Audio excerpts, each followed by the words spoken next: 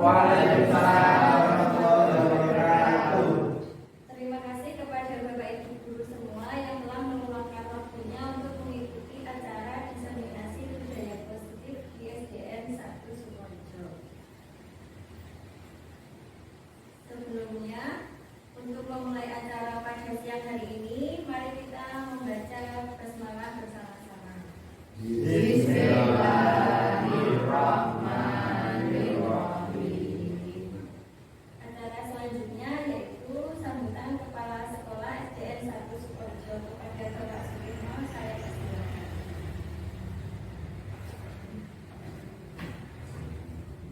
Assalamualaikum warahmatullahi wabarakatuh. Waalaikumsalam warahmatullahi wabarakatuh. Yang kami hormati Bapak Ibu guru semua, yang mana pada siang hari ini meluangkan waktu dalam rangka mendengarkan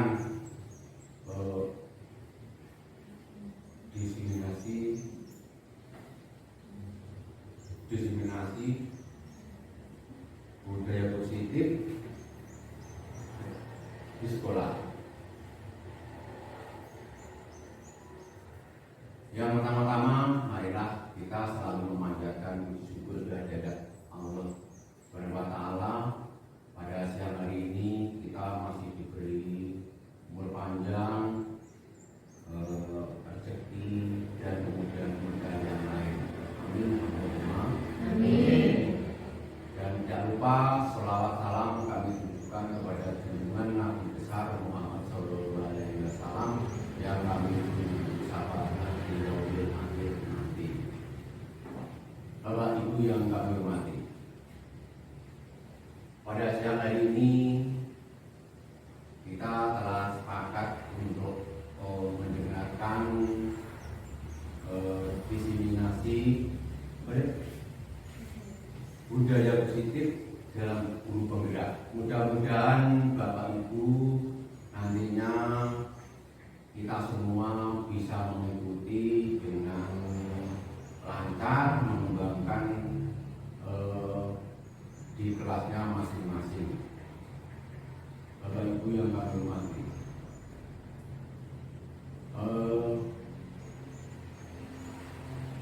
pada siang hari ini semua mau mendengarkan apa penjelasan dari Bu Yunita Indriani dalam menerima materi guru penggerak.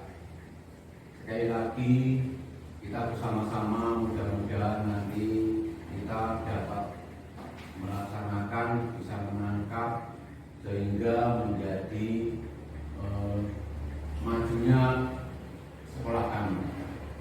Sekian, kiranya tidak ada kata-kata yang berkenan, kita mohon maaf yang sebesar-besarnya.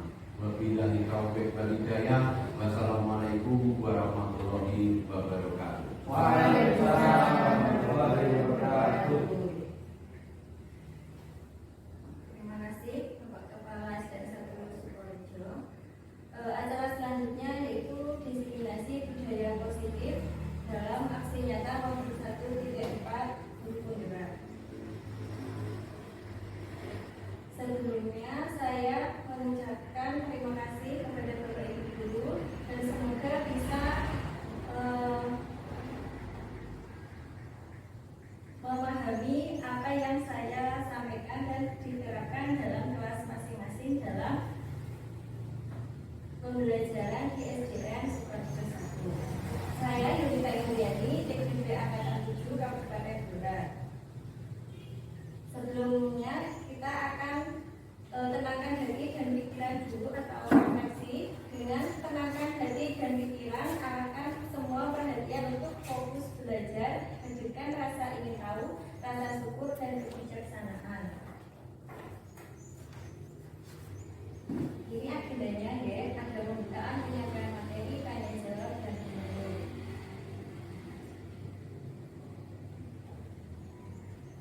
Berikut adalah pertanyaan pemantik. Apakah Anda setuju dengan pertanyaan pernyataan berikut ini. Yang pertama, hukuman dapat mendisiplinkan anak.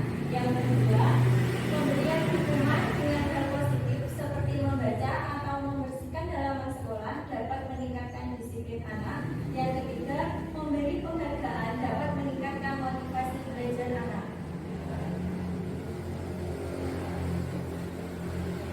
Berikut adalah topik dalam modul 1.4 budaya positif.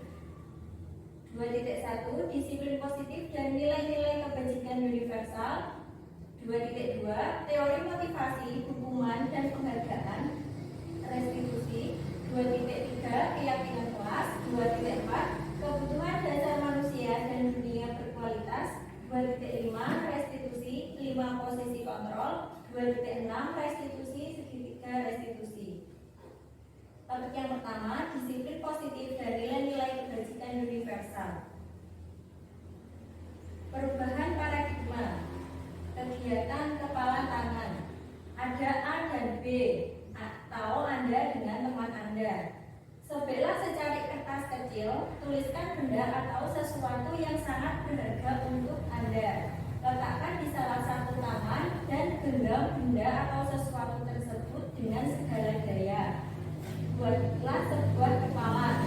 Kemudian teman Anda atau yang B akan mencoba dengan sekuat tenaga dengan berbagai cara untuk meminta Anda memberikan benda tersebut. B bisa membujuk, mengancam, menghardik, merayu, menyuap atau dengan apa saja agar dapat membuka kepalan tangan Anda. Kemudian apa yang terjadi? Apakah bisa terbuka atau masih tetap mempertahankan kepalan tangan Anda? Perubahan paradigma teori kontrol atau ilusi kontrol. Yang pertama, ilusi guru mengontrol murid. Yang kedua, ilusi bahwa kritik dan membuat orang merasa bersalah dapat menguatkan karakter. Ketiga, ilusi bahwa semua penguatan positif, efektif dan bermanfaat. Yang keempat, ilusi bahwa orang dewasa memiliki hak untuk memaksa. Perubahan paradigma stimulus respon atau teori kontrol. Siapa sesungguhnya yang memiliki kontrol? Dari stimulus respon, kita mencoba mengubah orang agar berpandangan sama dengan kita. Teori kontrolnya, kita berusaha memahami pandangan orang lain tentang dunia. Yang kedua, dari stimulus respon, perilaku buruk dilihat sebagai suatu kesalahan. Dalam teori kontrol, semua perilaku memiliki tujuan. Yang ketiga, stimulus respon, orang lain bisa mengontrol saya. Yang ketiga, dari teori kontrol, hanya Anda yang bisa mengontrol diri Anda sendiri. Stimulus respon yang berikutnya, saya bisa mengontrol orang lain. Pada teori kontrol, Anda tidak bisa mengontrol orang lain. Stimulus respon selanjutnya, pemaksaan ada pada saat rujukan gagal. Teori kontrol, kolaborasi dan konsensus menciptakan pilihan-pilihan baru. Kemudian selanjutnya dari stimulus respon, model berpikir menang atau kalah. Dari teori kontrol, model berpikir menang-menang. Disiplin positif, teori kontrol atau teori pilihan dari Dr. William Glasser. Anda tidak bisa mengontrol orang lain, hanya Anda yang dapat mengontrol diri Anda sendiri. Makna disiplin belajar kontrol diri dengan menggali potensi dari diri kita agar tercapai tujuan yang mulia, yaitu sesuatu menjadi seseorang yang kita inginkan berdasarkan nilai-nilai yang kita hargai. Semua perilaku itu mempunyai tujuan.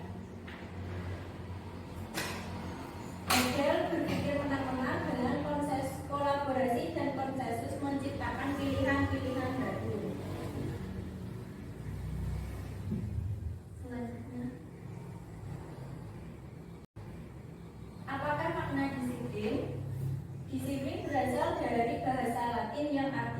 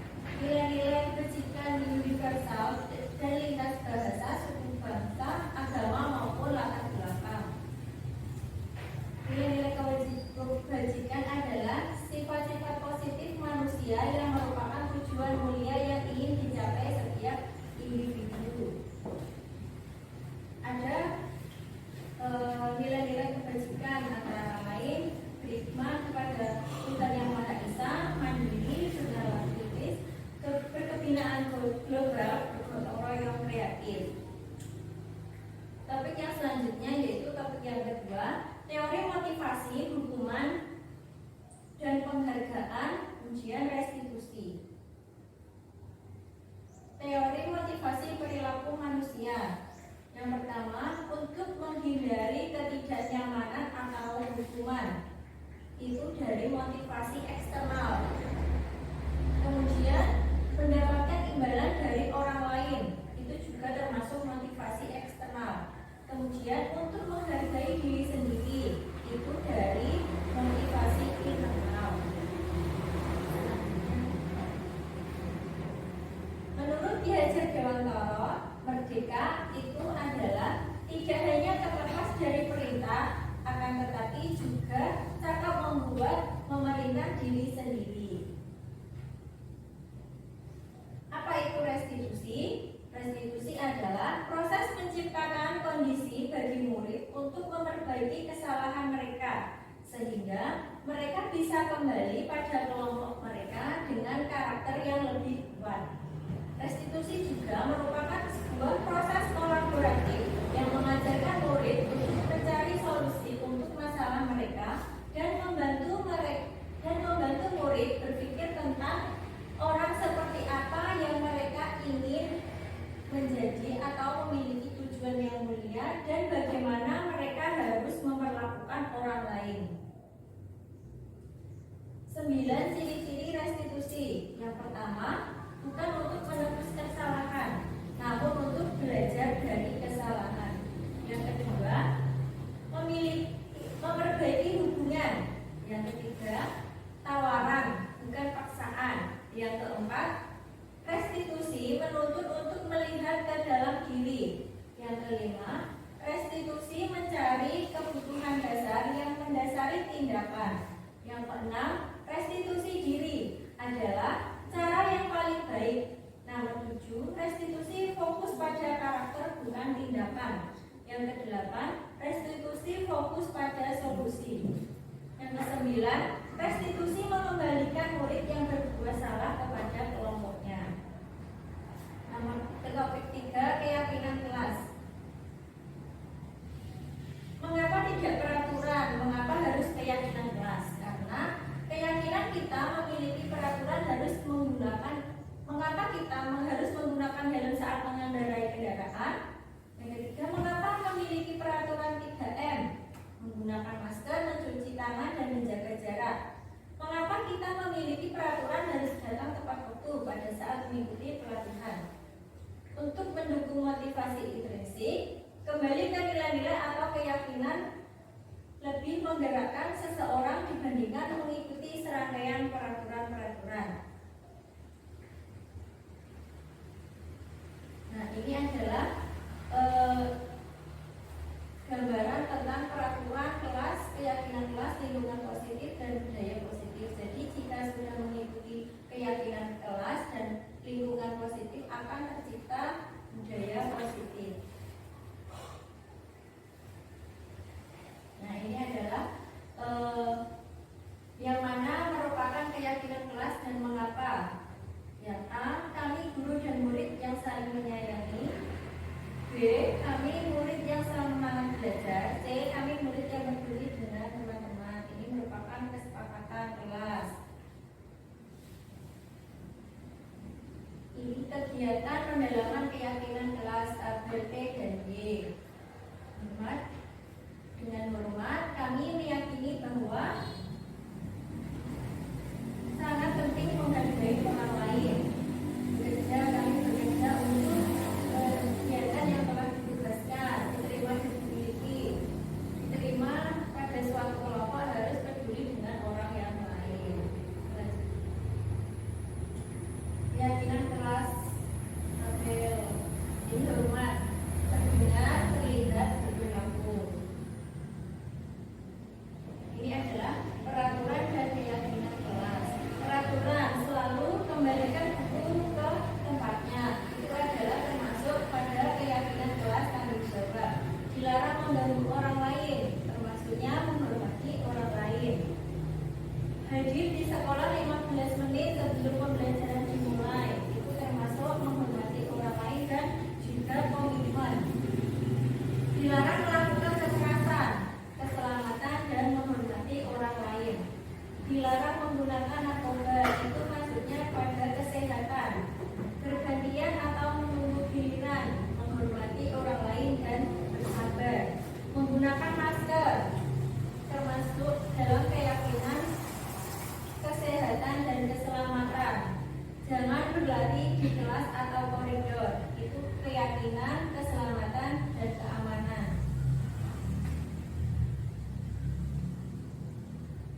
Perubahan pada modul 1.4, penambahan materi pada hukum oleh penghargaan yang semula ada 5 menjadi 8.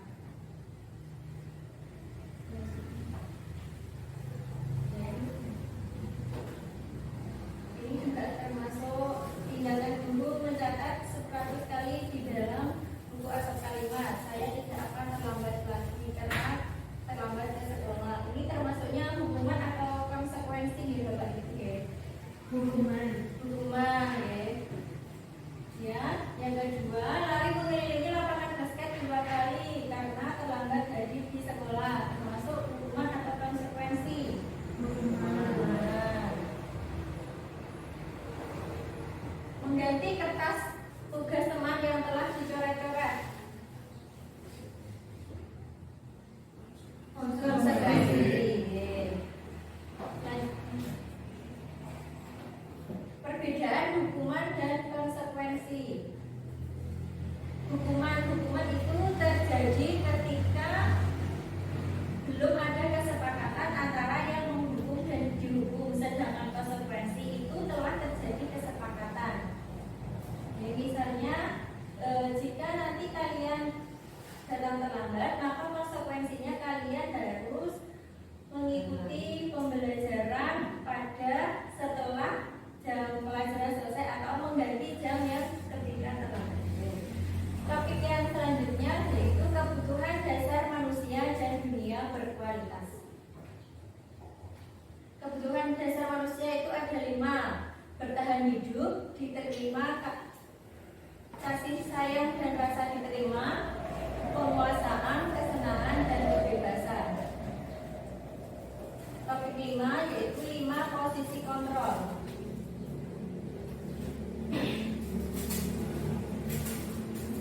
Perhatikan video.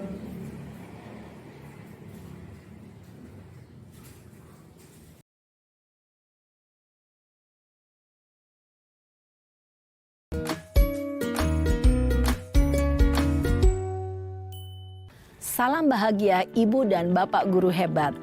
Dalam penerapan disiplin positif restitusi, salah satu program yang dikembangkan adalah 5 posisi kontrol. 5 posisi kontrol dalam restitusi adalah proses perjalanan seorang pendidik agar dapat mengenali dirinya. Pada video kali ini, kita akan membahas tentang 5 posisi kontrol yang dikembangkan oleh Diane Goossen dan contoh penerapannya.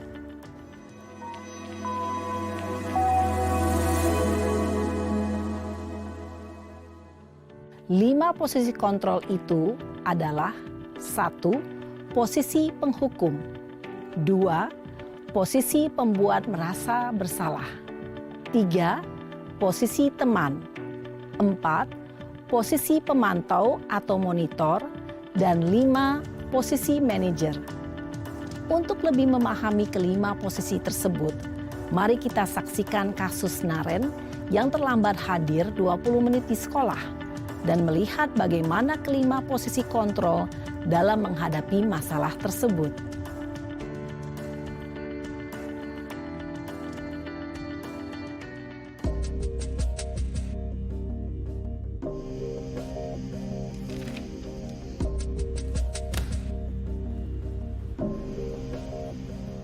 Naren! Sini kamu! Selamat pagi, Bu. Selalu terlambat. Kamu deh, pasti terlambat. Maaf, Bu. Saya... Apa? Apa coba? Alasan kamu apa lagi? Kapan sih kamu tidak terlambat? Malas sekali ya kamu jadi anak. Saya... Dasar pemalas. Gak kapok-kapok sih kamu. Sudah berapa kali terlambat? Sana. Kamu keliling lapangan basket 2 kali. Kenapa saya harus keliling lapangan basket, Bu? Kenapa? Kamu mau lawan ibu? Berani-beraninya jawab. Sudah terlambat, masih berani jawab pula. Sekarang, keliling lapangan basket 5 kali sekalian. Biar kapok. Cepat. Pergi sana ke lapangan basket. Posisi penghukum biasanya berbicara dengan nada tinggi, menghardik, menunjuk-nunjuk, menyakiti, dan menyindir. Hukuman bisa berupa fisik maupun psikis. Ibu dan bapak guru hebat. Dampak yang terjadi pada murid ketika guru berada pada posisi penghukum adalah murid cenderung akan memberontak, bahkan menyimpan dendam.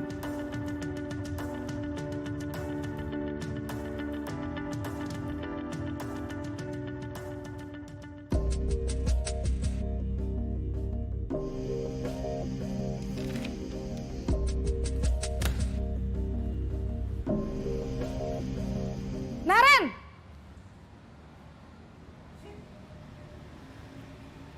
Selamat pagi, Bu. Naren. Kamu kenapa terlambat lagi, Nak? Ya Tuhan, Naren. Kamu senang ya bikin ibu susah ya? Kalau kamu terlambat lagi, nanti ibu yang ditegur bapak kepala sekolah, Nak. Disangka ibu tidak bisa membina kamu. Duh, gimana ini? Maaf, Bu. Duh, Gusti Naren. Kamu suka ya kalau ibu ditegur bapak kepala sekolah? Terus, sekarang ibu harus tulis apa ini di buku absen? Ini kamu sudah sering terlambat loh. Ibu harus apa coba? Maaf, Bu. Maaf sekali. Ya sudah, lain kali jangan bikin ibu susah lagi ya, Nak ya. Ibu tidak akan kuat lagi kalau kamu begini terus. Bisa jantungan kalau ibu ditegur bapak kepala sekolah. Sana cepat ke kelas. Maaf ya, Bu. Maaf sekali. Posisi pembuat rasa bersalah berbicara dengan nada tenang, cenderung lembut. Namun kata-kata yang diutarakan membuat murid merasa menjadi orang yang gagal. Memandang buruk dirinya sendiri, merasa tidak berharga, dan tidak sanggup membahagiakan orang lain. Ketika guru mengambil posisi pembuat rasa bersalah, murid akan menganggap dirinya yang bersalah dan ia akan menyimpan emosi negatif tersebut di dalam dirinya.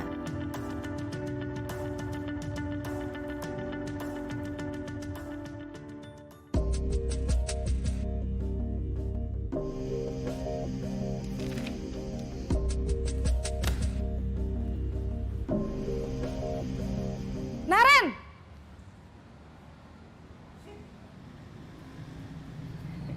Selamat pagi, Bu. Wah, sudah jam berapa ini, Nak? Terlambat lagi ya, sayang. Iya, Bu. Habis ibu saya lupa bangunkan saya, Bu.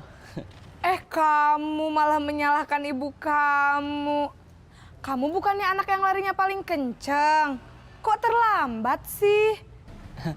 Iya, Bu. Saya memang terlambat bangun tadi. Jadi, biarpun saya lari kencang, tetap gak kekejar, Bu. Ya sudah sana, nanti lain kali larinya lebih kenceng lagi ya. Biar gak terlambat lagi.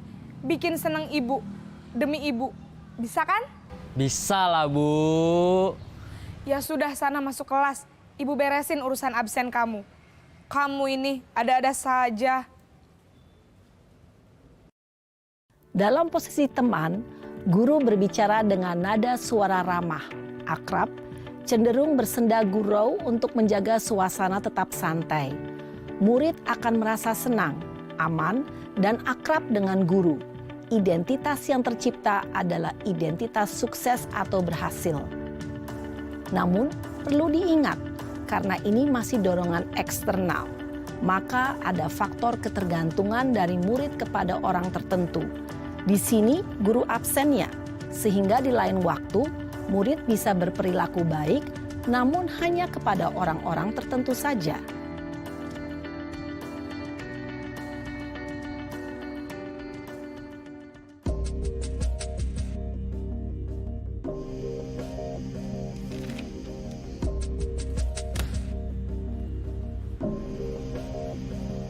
Naren!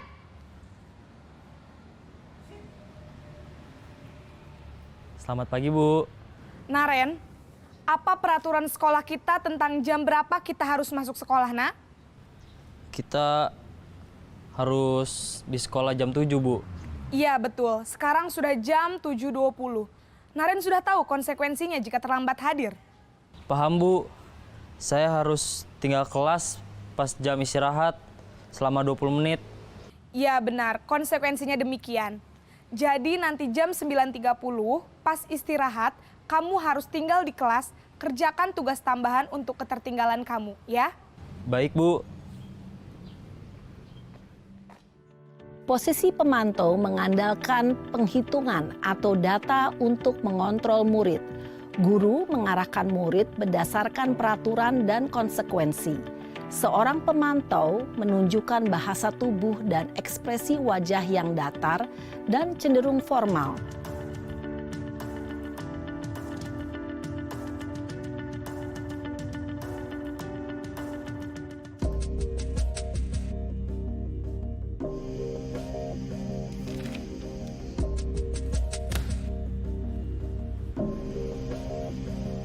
Naren!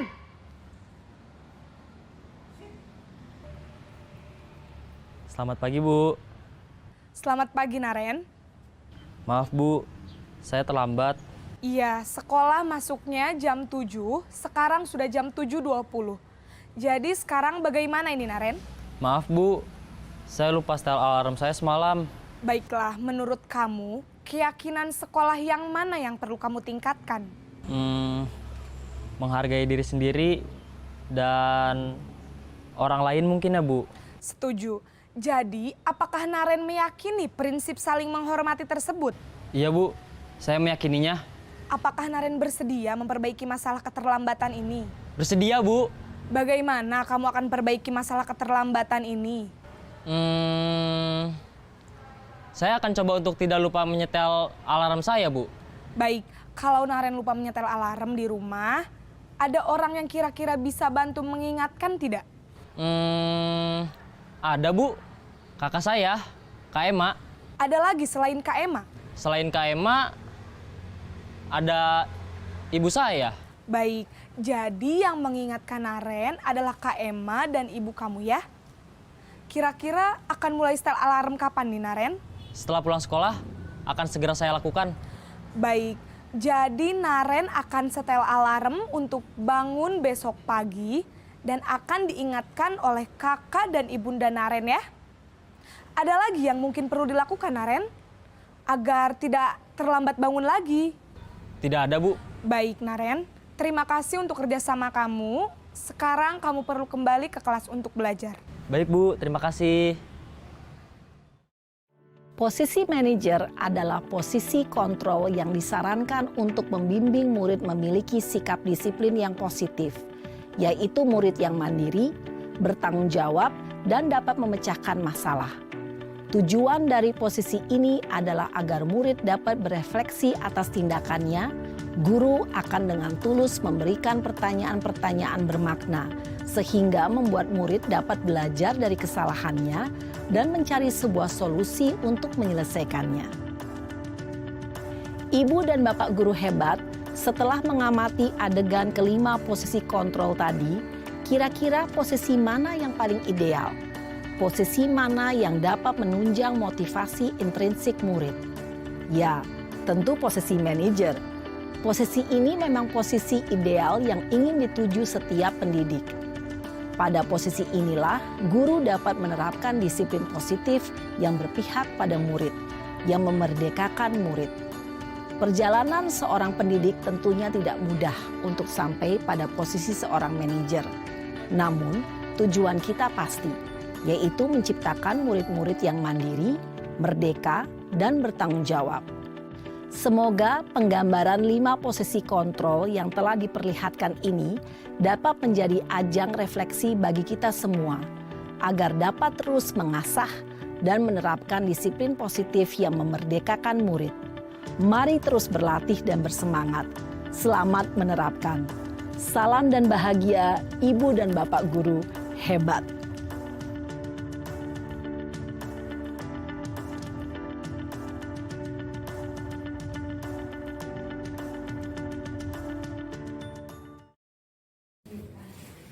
Nah, ini ada 5 posisi kontrol, yaitu sebagai pembuku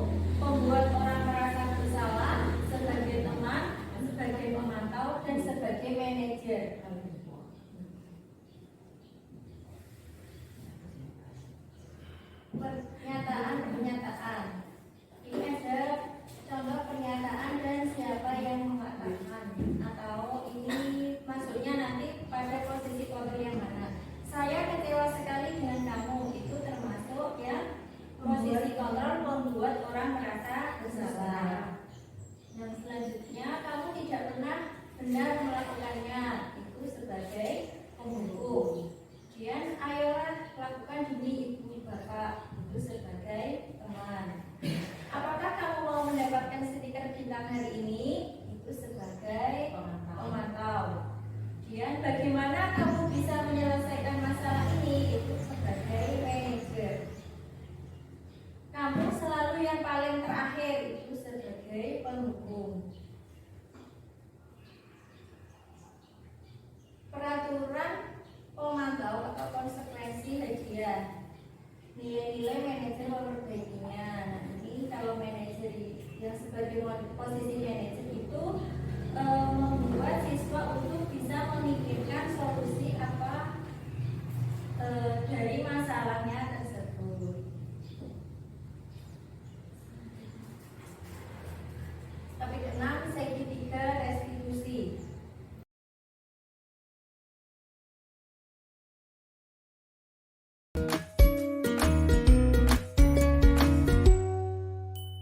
Salam dan bahagia Ibu dan Bapak guru hebat. Pada video kali ini kita akan membahas tentang salah satu program disiplin positif yang diterapkan di lingkungan sekolah yang dikenal dengan nama restitusi.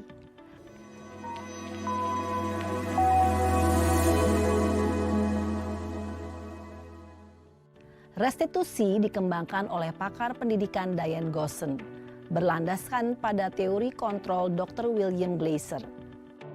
Segitiga restitusi adalah suatu proses dialog yang dijalankan oleh guru atau orang tua agar dapat menghasilkan murid yang mandiri dan bertanggung jawab.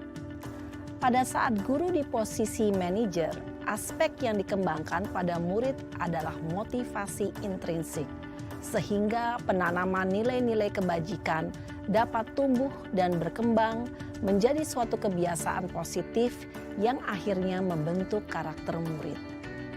Proses dialog ini terdiri dari 3 langkah yang digambarkan pada ketiga sisi pada segitiga restitusi. Sisi pertama adalah menstabilkan identitas. Sisi yang kedua adalah validasi tindakan yang salah. Dan sisi yang ketiga adalah menanyakan keyakinan. Ibu dan Bapak guru, berikut ini akan ditunjukkan bagaimana seorang guru berada dalam posisi manajer menggunakan penerapan segitiga restitusi.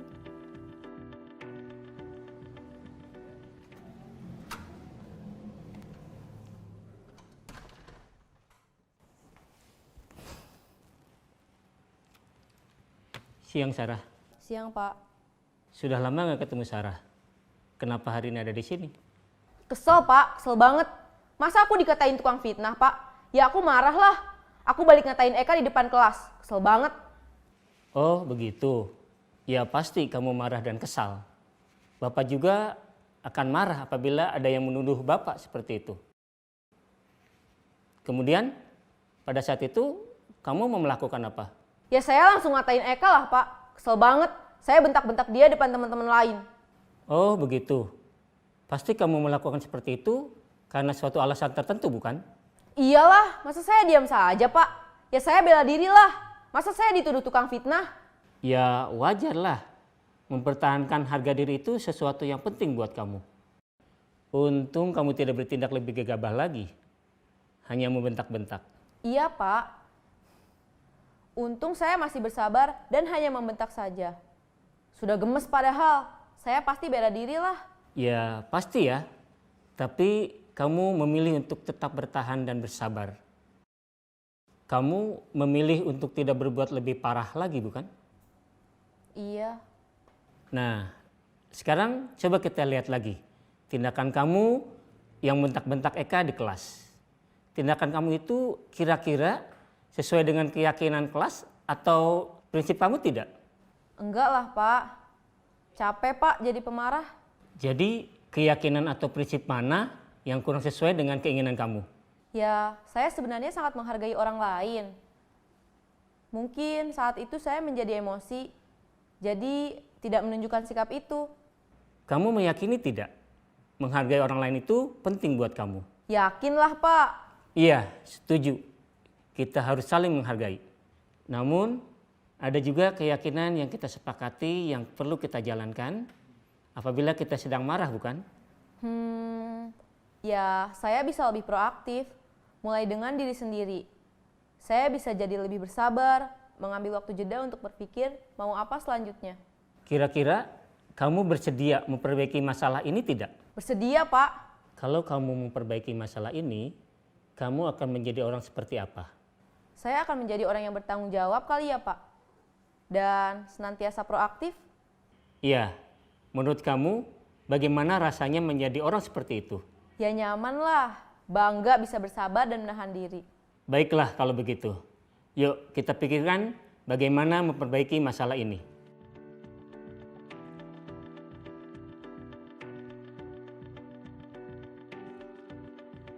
Ibu dan Bapak guru hebat, baru saja kita menyaksikan contoh bagaimana seorang guru berada dalam posisi manajer menggunakan penerapan segitiga restitusi. Mari kita bahas satu persatu.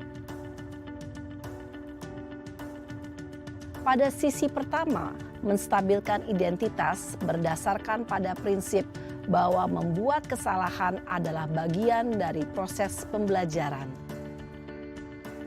Sisi pertama dari segitiga ini berperan menggeser identitas murid dari identitas gagal ke identitas sukses. Murid yang sedang bertingkah laku yang tidak pantas atau menarik diri saat itu sedang mengalami identitas gagal. Bila kita mengkritiknya, maka posisinya tidak akan berubah. Kita bisa mengajukan pernyataan-pernyataan ini. 1. Membuat kesalahan sesuatu yang wajar. 2. Manusia tidak ada yang sempurna. 3. Kita bisa memperbaiki masalah ini. 4. Saya tidak menanyakan kesalahannya. Saya lebih fokus bagaimana memperbaiki masalah ini. 5. Apakah saat ini kamu tengah menjadi orang yang baik untuk dirimu sendiri? Pada sisi kedua, validasi tindakan yang salah berlandaskan pada prinsip bahwa setiap perilaku berupaya memenuhi suatu kebutuhan tertentu. Guru yang telah memahami teori kontrol akan bergeser dari pemikiran stimulus respon menjadi proaktif dan mencoba untuk mengenali tujuan dari perilaku murid. Mengenali dan mengakui kebutuhan murid ini dapat memperbaiki hubungan dengan murid tersebut. Pernyataan atau pertanyaan bisa disampaikan dengan nada suara tidak menghakimi atau memojokkan, sehingga dapat mengembalikan murid pada posisi positif. 1. Kamu bisa saja bertindak lebih gegabah lagi dari ini. 2. Kamu bukan melakukannya tanpa suatu alasan tertentu. 3. Kamu melakukannya karena mempertahankan sesuatu yang penting bagimu. 4. Mungkin kamu bisa mempelajari suatu perilaku baru yang lebih efektif. Bersediakah kamu mempelajarinya? Selanjutnya, kita akan simak sisi terakhir, yaitu menanyakan keyakinan. Teori kontrol menyatakan bahwa pada dasarnya kita termotivasi secara intrinsik.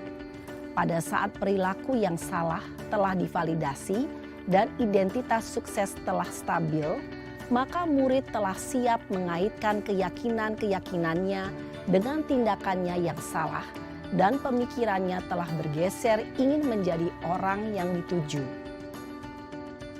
Pertanyaan-pertanyaan ini dapat mengaitkan keyakinan-keyakinan yang dianut murid. 1. Sebagai keluarga atau kelas, apa yang kita yakini? 2. Nilai-nilai apa yang telah kita sepakati? 3. Seperti apa gambaran sebuah kelas yang ideal bagi kamu? 4. Kamu ingin menjadi orang seperti apa?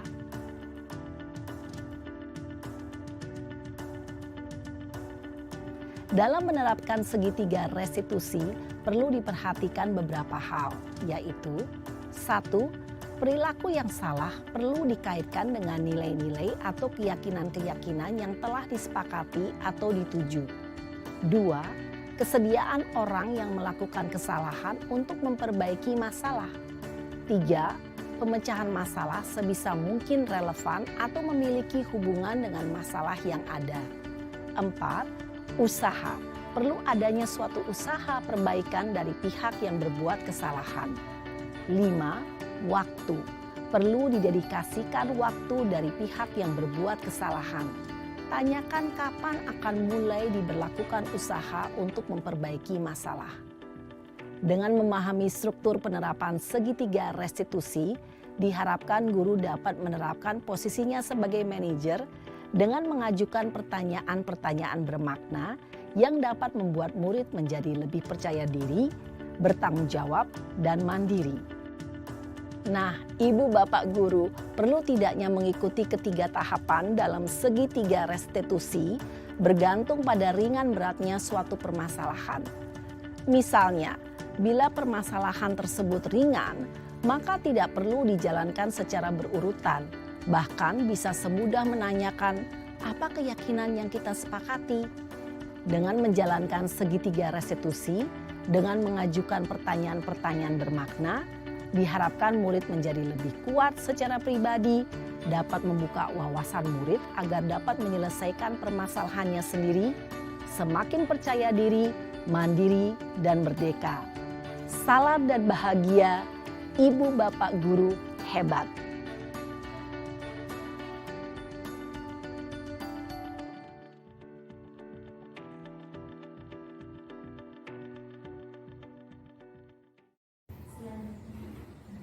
Ini adalah segitiga restitusi. Yang pertama itu validasi kebutuhan, ya, validasi kebutuhan, kemudian menstabilkan integritas, kemudian yang ketiga menanyakan keyakinan.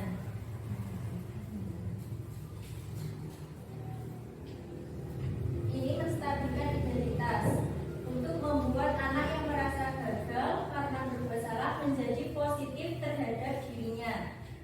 Misalnya guru berkata, berbuat salah itu hal yang manusiawi. Kemudian tidak ada manusia yang sempurna. Bapak Ibu juga pernah berbuat salah. Nah, ini juga untuk menstabilkan identitas. Atau dengan Bapak Ibu tidak tertarik untuk mencari tahu siapa yang benar, siapa yang salah. Bapak Ibu lebih tertarik untuk menyelesaikan masalah ini. Atau dengan kalau kamu menyalahkan dirimu sendiri terus-menerus, apakah kamu bersikap baik pada dirimu sendiri? Nah, itu termasuknya dalam menstabilkan identitas. Selanjutnya yang validasi kebutuhan. Ini membantu siswa mengenali basic need atau kebutuhan yang ingin dipenuhinya ketika melakukan kesalahan itu. Pada dasarnya, setiap tindakan manusia tujuannya adalah untuk memenuhi basic needs, apakah itu power, freedom, love, and belonging, fun, atau survival. Ini bisa dengan menggunakan kata-kata, kamu bisa saja kan melakukan hal yang lebih buruk, tapi kamu tidak ingin melakukannya kan? Atau kamu pasti punya alasan mengapa melakukannya. Selanjutnya, apa yang penting bagi kamu? Kemudian, kamu boleh tetap berusaha menjaga sikap itu, tapi tambahkan sikap yang lain yang baru. Atau dengan menggunakan kalimat, maukah kamu belajar dengan cara yang lain untuk mendapatkan apa yang kamu butuhkan tanpa harus memukul? Atau dengan, apakah kamu bisa melakukan dengan yang lebih baik lagi besoknya? Selanjutnya, menanyakan keyakinan. Ini akan membuat anak melihat kesalahannya dihubungkan dengan norma sosial dan nilai-nilai yang mendasari manusia berinteraksi dengan orang lain. Dengan menggunakan kalimat, apa nilai yang kita percaya di kelas atau di sekolah kita? Nilai-nilai universal apa yang telah kita sepakati? Atau dengan kelas yang ideal itu seperti apa sih? Nah, selanjutnya, kamu ingin menjadi anak yang seperti apa? Atau dengan apa yang kamu rasakan ketika kamu melakukan itu? Kamu menjadi orang yang seperti apa?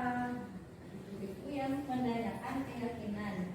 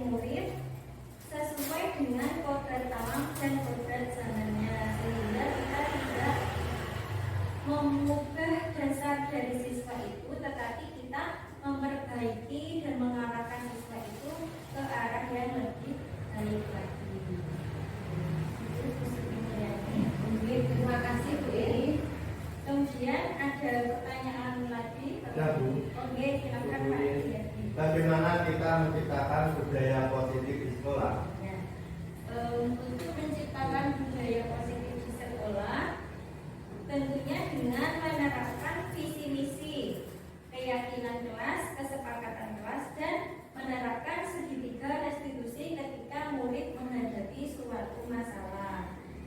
Untuk mewujudkan budaya positif di kelas masing-masing, ya. Kemudian jika budaya positif di kelas itu sudah terlaksana atau telah berjalan, maka dapat tercipta budaya positif di sekolah. Lupa ini tadi bagaimana?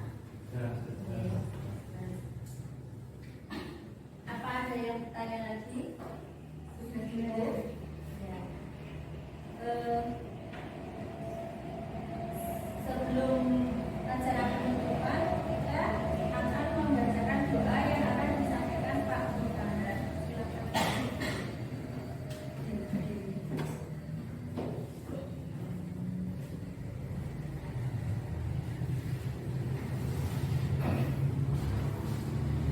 Assalamualaikum warahmatullahi wabarakatuh. Waalaikumsalam warahmatullahi wabarakatuh.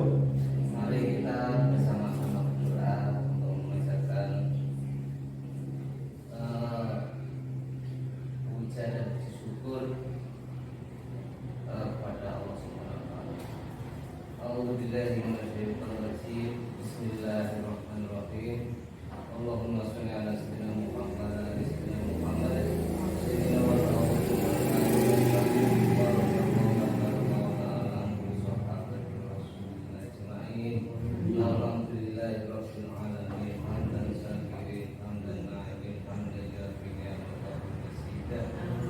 Ya Rabbana lakal kama yang bagi jalali wa jalal karim wa jalla sultanik. Allahumma sholli ala sayyidina Muhammad wa ala ali sayyidina Muhammad. Allahumma sholli salatan tunjina biha min jamil ahwali wal ahwal wa taqdirana biha min jamil harajat wa tuqalluna biha min jazaat wa tarqawna biha indaka darajat wa tuballighuna bi asal ghayat min jamil harajat fi ayati wa ba'dal mamat. Allahumma kulli wa li walidil arhum kama rabbawna shighara. Allahumma barik li fil mawqati ma ba'dal maut. Allahumma ij'al awladina wa dzurriyyatina min ahlil ilmi wa min al-khair wa la taj'al iyyahum min ahli syarri wa ghair. Allahumma inna nas'aluka salamatan fid din wa afiyatan fis jasad wa ziyadatan fil ilmi wa barakatan fil rizqi wa tawbatan qabla al-maut wa rahmatan inda al-maut wa maghfiratan ba'da al-maut. Allahumma hawwin 'alaina fi sakaratil maut wa najatan minan nar wa aqwal risal. Rabbana la tuzigh qulubana ba'da idh hadaytana wa hab lana min ladunka rahmah innaka antal wahhab. Rabbana atina fid dunya hasanah wa fil akhirati hasanah wa qina adzabannar. Walhamdulillahi rabbil alamin.